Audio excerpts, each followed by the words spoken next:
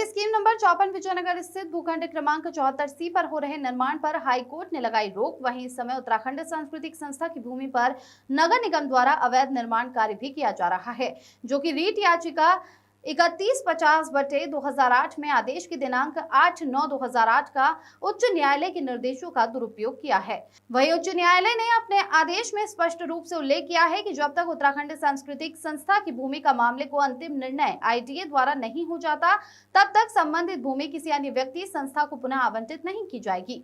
उत्तराखंड संस्कृत संस्था के मीर रंजन नेगी, सीमा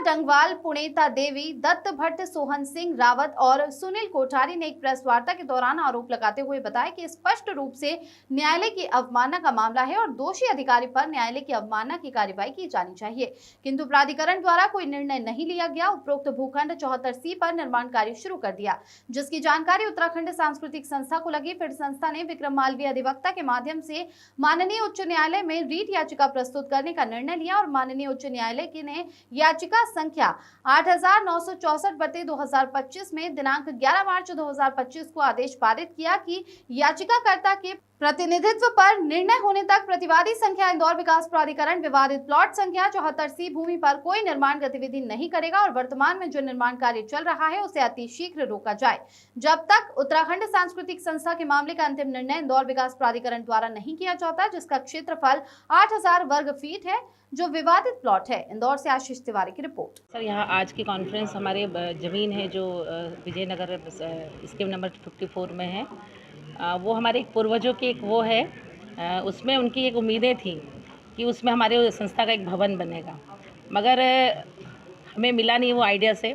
फिर हमने उसके लिए 2008 में याचिका दर्ज की थी।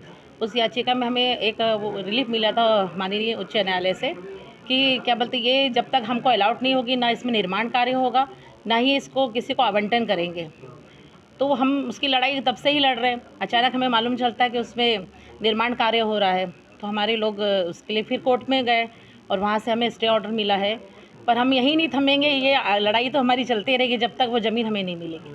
उसमें कितने परिवार पीड़ित हैं? 2000 परिवार हमारे हैं। देवास, उज्जैन, इंदौर, मऊ, सभी की उम्मीदें उस भवन पे, मतलब उस ज़मीन पे टिकी हुई है। आप लोगों के साथ वो सभी लोग जी, पूरा जन आक्रोश है इस चीज़ के लिए और वो हद तक जाएंगे। सभी बोल रहे हैं कि मतलब सबका कहना है कि नहीं, ये तो गलत हुआ है।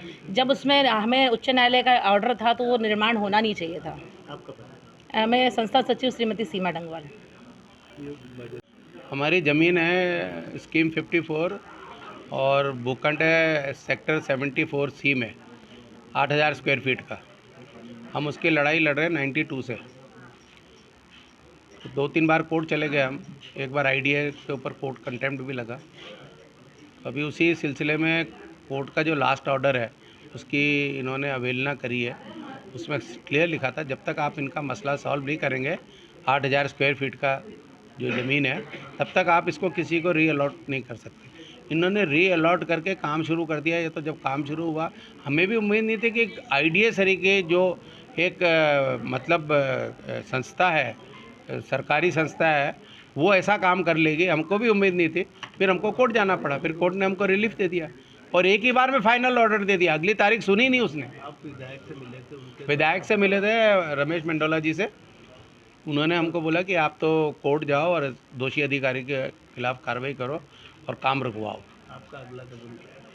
हमारा अगला कदम यही है कि अभी हम IDA के जो CEO और चेयरमैन से मिलेंगे, भाई आप क्या कर रहे हो इसमें अभी कोर्ट के ऑर्डर के बाद, क्योंकि कल ही मैंने उनको जाके कोर्ट का ऑर्डर दिया है। अब 2-4 दिन का, 1 हफ्ते का, अगले हफ्ते मिलेंगे उनसे जाके।